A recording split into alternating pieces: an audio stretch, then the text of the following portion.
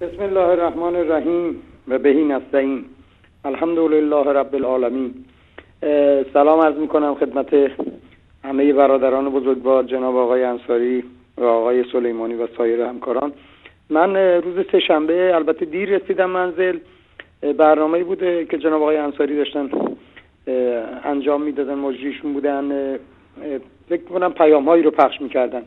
یه آقایی به نام حسین از تبریز تلفن کرده بود و در رابطه با کوه اورست و عرضم به حضورتون که این که حضرت علی رضی الله عنه اولین کسی که اسلام آورده بود.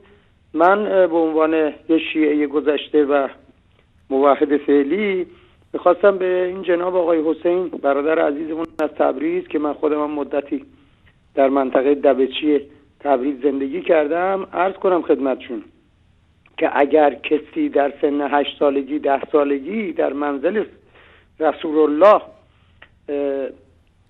مسلمان شود، درست فضیلت‌های حضرت علی رضی الله عنه رو هیچ موحدی و هیچ مسلمانی منکر نیست. اما من از شما آقای حسین از تبریز یه سوالی میکنم.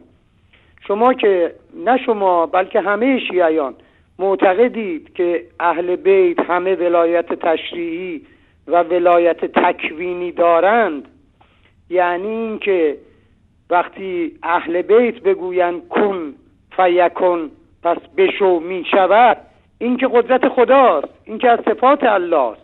شما صفات الله را به بنده صالح خدا داده اید و بعد اگر این رو فضیلت حساب می کنید، حضرت علی که در بستر پیامبر آرمید و منتظر مرگ شد، وقتی میداند که خبری نیست و اتفاقی نمی افتد و کشته نمی شود، آیا شجاعت است؟ این که شجاعت حساب نمیشه، که کسی که نمیداند شجاعت حساب میشه که به استقبال مرگ رفته. ولی شما معتقدید که اهل بیت از گذشته و حال و آینده و حتی روز مرگ خودش هم اطلاع دارند. پس این چه فضیلتی است که شما برای حضرت علی در نظر میگیرید که به جای رسول الله در بستر ایشان خوابید و مرگ را استقبال کرد؟ این که میدانست که کشته نمیشود، پس فضیلتی ندارد. و السلام.